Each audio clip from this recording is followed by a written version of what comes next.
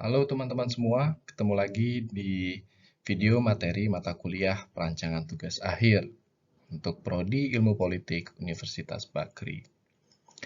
Pada video kali ini saya akan memaparkan mengenai apa itu penelitian politik ya, dan kemudian elemen-elemen apa saja yang mendasar dalam penelitian ilmu politik, termasuk juga beberapa jenis penelitian politik jika dilihat dari tujuan penelitian tersebut. Baiklah, selamat menyaksikan semuanya, semoga bermanfaat. Sebelum masuk kepada diskusi soal elemen-elemen inti dalam sebuah penelitian politik, mungkin yang harus ditanyakan adalah kenapa sih kita harus capek-capek melakukan penelitian? Gitu ya. Dalam hal ini untuk teman-teman penelitian level skripsi ya, yang merupakan syarat kelulusan, salah satu syarat kelulusan untuk memperoleh gelar sarjana. Kalau kita lihat kan sebenarnya ada banyak sekali ya jasa penulisan skripsi, itu kan udah mulai ditawarin sekarang di mana-mana. Akan tetapi ini jalan pintas. Ya. Inti dari melakukan penelitian adalah tidak hanya persoalan menulis atau persoalan lulus saja.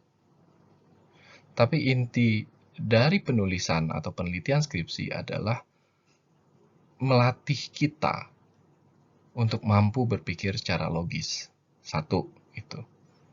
Jadi melatih kemampuan berpikir secara logis. Kemudian kedua, melatih kita untuk menuliskan argumentasi logis kita secara terorganisir. Nah, dua hal inilah yang menjadi bagian integral dari penelitian skripsi. Harapannya adalah ketika teman-teman lulus, teman-teman punya kemampuan untuk berpikir logis, berpikir secara ilmiah,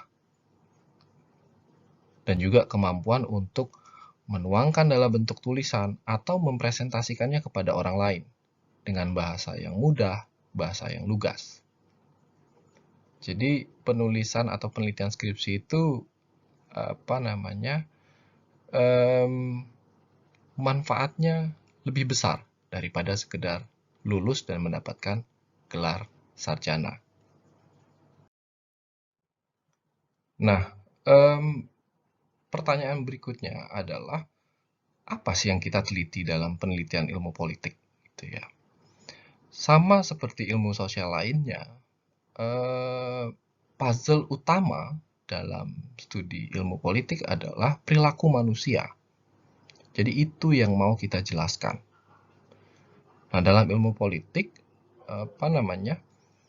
seorang peneliti itu mencoba menjelaskan perilaku manusia di arena-arena politik. Baik itu misalnya di parlemen, kemudian partai politik, atau kemudian komunitas gitu ya, sampai perilaku manusia atau aktor dalam level negara gitu ya, antar negara. Mungkin dalam studi HI melihat ya kita kan subjeknya adalah negara. Akan tetapi hal yang harus diingat adalah negara itu sendiri kan kumpulan dari aktor-aktor, dari manusia-manusia. Ya. Pengambil kebijakan luar negeri itu adalah manusia. Nah, dengan demikian ya kita mencoba memahami kenapa kemudian aktor atau manusia itu mengambil keputusan tertentu, kenapa tidak yang lainnya. Nah, inilah puzzle utamanya, menjelaskan bagaimana gitu ya manusia itu berperilaku di arena politik. 3 pertanyaan utama. Yang pertama adalah apa? Apa sih perilaku yang dilakukan? Gitu ya. Bentuknya seperti apa? Kemudian kita juga bisa menjelaskan bagaimana sih dia melakukannya. Gitu ya, secara rinci. Dan pertanyaan yang paling mendasar adalah mengapa aktor atau individu atau kumpulan aktor mengambil tindakan tersebut. Nah, 3 aspek Pertanyaan inilah yang coba dijelaskan dalam disiplin ilmu politik. Kemudian, ilmu politik juga punya level analisa, gitu ya. Karena kita berbicara perilaku manusia, kita bicara manusia secara mikro, ya, level analisa yang pertama. Jadi bicara misalnya individu, bisa misalnya menjelaskan perilaku seorang pemimpin politik, gaya kepemimpinan, kemudian juga bicara misalnya dalam konteks mikro lainnya, sekelompok orang tapi jumlahnya kecil, gitu ya. Bisa dalam konteks keluarga ya, mungkin saja sih dalam ilmu politik, contohnya kita menjelaskan dinasti politik gitu ya, itu masih tergolong dalam level analisis mikro gitu. Kemudian di atas mikro ada yang namanya meso, ya, level medium.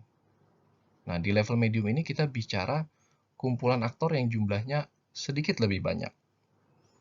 Kita bicara komunitas, partai politik, kelompok etnis, atau organisasi-organisasi lainnya yang melakukan tindakan di arena politik.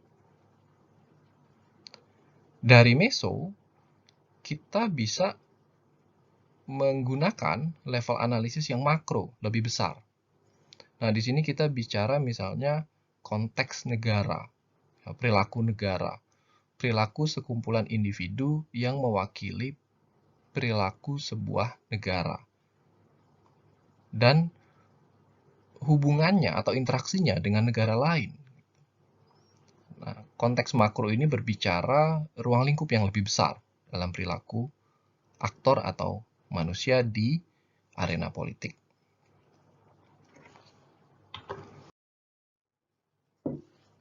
Selanjutnya, apa saja sih elemen utama dari penelitian politik? Jadi, untuk menjelaskan perilaku individu atau aktor atau manusia itu atau sekelompok aktor, maka kita perlu variabel. Ya. Variabel itu adalah konsep yang memiliki nilai yang berbeda, gitu ya. Jadi misalnya kita bicara tentang variabel tingkat kesejahteraan. Nah, untuk mengukur tingkat kesejahteraan ini kan punya value yang berbeda. Ketika misalnya sekelompok orang dianggap sejahtera gitu ya, atau bangsa itu dianggap sejahtera, maka biasanya itu diukur dengan ada angka GDP tertentu gitu ya, atau kemudian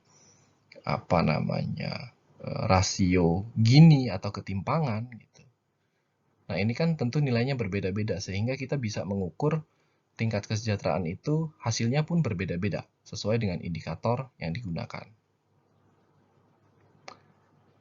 Kemudian, untuk menjelaskan perilaku manusia, maka ada 3 variabel yang penting. Gitu ya. Secara umum lebih banyak orang menggunakan 2 variabel saja, yaitu independent variable dan dependent variable.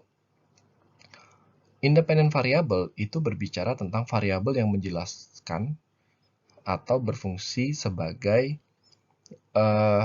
faktor penyebab dari sebuah kejadian, gitu ya. Jadi misalnya konflik gitu yang ingin kita jelaskan. Nah, variabel penyebabnya bisa misalnya tingkat kesejahteraan. Ya. Maka tingkat kesejahteraan menjadi variabel independen. Kemudian, selain independent variable, tentunya harus ada yang namanya dependent variable. Dependent variable ini adalah akibatnya, faktor yang menjelaskan akibat. Akibatnya apa sih? Dari tingkat kesejahteraan yang rendah, misalnya, terhadap angka kekerasan, konflik, gitu misalnya. Itu sebagai dependent variable. Jadi, kalau disederhanakan, independen itu adalah sebab, dan dependent itu adalah akibat. Kemudian variabel lainnya adalah ada yang namanya intervening variable. Nah, intervening variable ini dia menjelaskan bahwa ada satu proses atau kondisi di antara independent variable dan dependent variable yang menjelaskan hubungan sebab akibat antara keduanya. Gitu ya. Jadi kalau misalnya variabel independennya adalah tingkat kesejahteraan, kemudian dependent variabelnya adalah konflik, maka mungkin intervening variabelnya bisa dilihat sebagai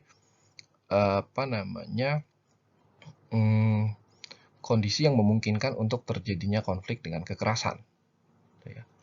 Misalnya di situ ada hak-hak politik yang dibatasi di tengah-tengahnya. Nah, ini membantu menjelaskan bagaimana tingkat kesejahteraan itu kemudian bisa berujung pada angka konflik yang lebih tinggi.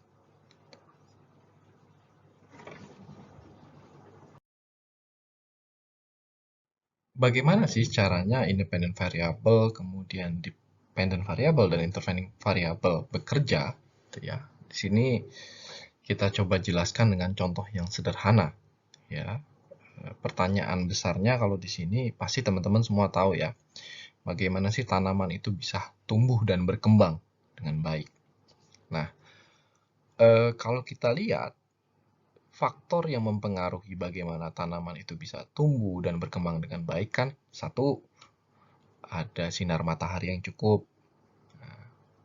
Kemudian dua, ada karbon dioksida, ya. Dan terakhir, jumlah air yang cukup. Jadi kalau kita miara tanaman ya harus di tempat yang terbuka, terkena sinar matahari yang cukup, kemudian harus rajin-rajin disiram, gitu ya. Nah, sinar matahari, karbon dioksida, dan air ini adalah independent variables-nya. Faktor-faktor yang bisa menyebabkan tanaman itu tumbuh dengan baik. Kemudian, dari sinar matahari, karbon dioksida, dan air, gitu ya, itu kan tanaman itu akan tumbuh subur. Nah, tumbuh subur dalam artian dia menghasilkan oksigen, kemudian dia menghasilkan glukos yang dibutuhkan untuk pertumbuhan daun, batang, dan segala macam. Nah, ini dependent variabelnya. Akibatnya, itu ya. Jika kita merawat tanaman dengan baik, maka kita akan melihat tanaman itu tumbuh dengan baik. Namun secara ilmiah misalnya kita lihat ya produksi glukosnya bagus, cabang-cabang daunnya bisa tumbuh subur, gitu, dan dia juga menghasilkan oksigen, melepaskan oksigen. Ini independent dan dependent variable. Nah, di mana intervening variable? Intervening variable itu adalah proses fotosintesanya. Ya. Menjelaskan bagaimana dari yang namanya matahari, karbon dioksida, dan air itu bisa menghasilkan glukos dan oksigen bagi tanaman. Nah, prosesnya kita tahu semua ini ada namanya fotosintesa. Inilah intervening variabelnya. Inilah variabel yang kemudian menghantarkan variabel independen kepada variabel dependen. Kira-kira seperti itu ya gambaran besar bagaimana independent variable, intervening variable, dan dependent variable bekerja. Nah, dalam ilmu politik kita menjelaskan logika yang sama, namun untuk perilaku manusia, individu, atau kelompok di arena politik. Gitu ya. Ada faktor penyebabnya, independen, kemudian ada faktor akibatnya, ya, atau dependent variable. Dan jika memungkinkan, jika misalnya teori yang kita gunakan itu memberikan penjelasan tentang intervening variable, maka kita juga perlu mencantumkan intervening variable ketika melakukan penelitian. Baik,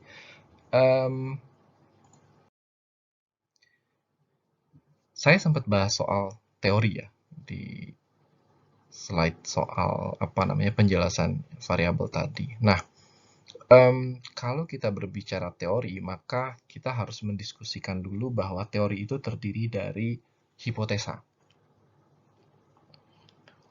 hipotesa-hipotesa ini itu yang kemudian akhirnya menyusun sebuah teori. Hipotesa ini adalah sesuatu yang mau diuji, gitu ya. Sebuah asumsi mengenai hubungan antara dua fenomena atau dua variabel, gitu ya. Nah, ketika dia sudah teruji dengan baik, penjelasannya kemudian dapat dilihat secara empirik, bisa diuji secara empirik, dan kemudian hipotesis ini berlaku hampir secara umum atau bisa digeneralisasi untuk bermacam kasus, maka dia akan menghasilkan satu teori, gitu ya. Sebuah hukum tentang sebab akibat. Nah, teori itu menjelaskan hukum sebab akibat secara lengkap. Mulai dari mulai dengan apa faktor penyebabnya atau independent variabelnya dan indikatornya apa, kemudian intervening variabelnya apa, kemudian dependent variabelnya apa, berikut indikatornya, dan kemudian penjelasannya. Teori itu harus punya penjelasan bagaimana independent variable itu bekerja dan bagaimana intervening variable itu bekerja berdasarkan independent variable yang ada, dan bagaimana dependent variable itu muncul sebagai akibat dari proses yang ada di intervening variable dan faktor yang ada di independent variable. Ini teori. Tapi yang harus diingat, tidak semua teori kemudian memberikan gambaran eksplisit atau secara jelas tentang intervening variable. Biasanya kadang-kadang hanya independent variable dan dependent variable. Kalau dalam ilmu sosial itu ya yang kerap kali terjadi. Nah, penjelasan sebab akibat ini itu harus memenuhi 3 unsur ya. Pertama adalah dia harus bersifat ada aspek temporal order, artinya ada susunannya berdasarkan waktu. Jadi yang namanya independent variable itu muncul duluan sebelum adanya dependent variable. Nggak bisa dibalik. Kalau nggak ya bukan hubungan sebab akibat ya. Kemudian yang kedua, harus ada association atau bahwa antara independent variable dan dependent variable ini memang benar ada hubungan yang kuat. Gitu ya. Dan terakhir, penjelasan sebab akibat itu harus mengurangi kemungkinan-kemungkinan penjelasan alternatif. Jadi yang namanya independent variable X gitu sudah pasti menghasilkan dependent variable Y. Nggak ada lagi tuh alternatif lain, misalnya X bisa menghasilkan Z atau apa gitu. Inilah yang dimaksud dengan penjelasan sebab akibat, gitu ya.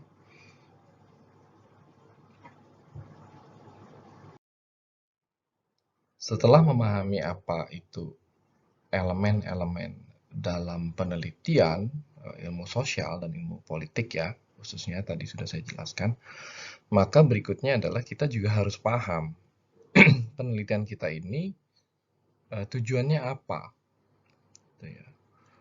Kalau kita meneliti sesuatu yang belum diketahui oleh banyak orang, maka sifatnya adalah eksploratory atau eksploratif. Ya, sesuai dengan bahasanya ya mengeksplorasi hal-hal baru gitu ya, yang memang tidak pernah atau jarang sekali diteliti oleh orang. Gitu ya. Biasanya penelitian eksploratori ini dilakukan oleh disiplin ilmu antropologi ya. Jadi langsung turun ke lapangan, mengamati fakta, mengamati perilaku manusia secara langsung, untuk kemudian mengambil satu kesimpulan tentang perilaku manusia atau perilaku kelompok tersebut. Itu ya. Sangat spesifik sekali gitu, misalnya bisa dia melakukan penelitian di terkait dengan budaya-budaya yang memang tidak pernah dibahas oleh literatur yang ada. Selanjutnya, jika penelitian kita itu berusaha untuk menjelaskan sesuatu yang sudah dijelaskan orang, tapi kita mencoba menjelaskannya secara lebih detail, atau kemudian kita menjelaskannya dengan ada data baru yang diperoleh gitu ya, maka sifatnya adalah penelitian yang deskriptif. Nah, sebagian besar memang penelitian ilmu sosial itu yang basic itu deskriptif gitu ya. Jadi menggunakan kerangka teori yang ada atau misalnya kerangka analisa yang sudah ditulis oleh para ahli, namun kemudian kita menganalisanya dengan data baru, dengan konteks baru. Nah, penelitian deskriptif itu fokusnya adalah pada pertanyaan tentang bagaimana sebuah fenomena atau sebuah perilaku politik itu bisa dijelaskan, gitu ya. Tahapannya seperti apa, gitu ya. Kemudian yang terakhir, gitu ya, jika penelitian kita bertujuan untuk menjelaskan mengapa satu fenomena itu muncul, gitu ya, maka dalam penelitian kita melakukan penjelasan yang lebih dalam. Ya, ini model penelitian eksplanatif. Ya, jadi kita menguji sebuah teori yang ada, gitu ya, dengan topik atau isu yang baru.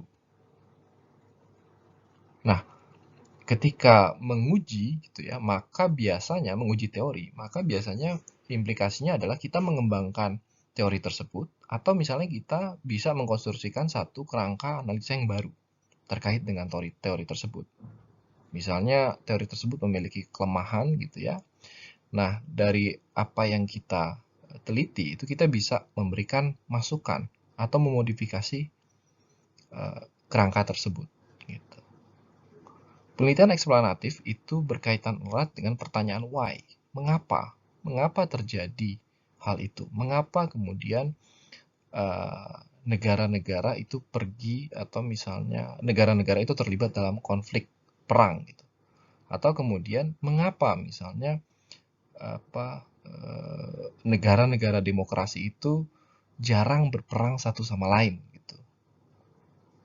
Nah, ini pertanyaan-pertanyaan ini kan pertanyaan yang syarat dengan nuansa teoritik ya, menguji teori yang ada. Gitu ya. Dan tentunya ini membutuhkan satu ruang lingkup penelitian yang lebih luas, lebih dalam gitu ya, dan kemampuan meneliti yang memang harus sangat kuat gitu ya. Jadi diingat ketiga jenis penelitian ini berdasarkan tujuan penelitiannya. Kalau mau meneliti sesuatu yang baru, maka penelitian teman-teman sifatnya adalah eksploratif. Sesuatu yang baru yang belum pernah diteliti orang sama sekali. Gitu. Bahkan mungkin tidak ada teori yang menjelaskan tentang fenomena itu. Biasanya seperti itu. Tapi kalau misalnya mau menjelaskan suatu fenomena yang mana teori terkait fenomena itu sudah ada, dan kita mencoba menjelaskannya dengan memasukkan data baru, informasi baru, maka itu adalah penelitian deskriptif. Ya, mendeskripsikan. Namun, apabila kita mau menguji teori yang sudah ada dengan fakta-fakta empirik di lapangan, maka penelitian itu adalah penelitian yang sifatnya eksplanatif. Gitu ya. Dan tentunya butuh pemahaman teoritik yang lebih kuat.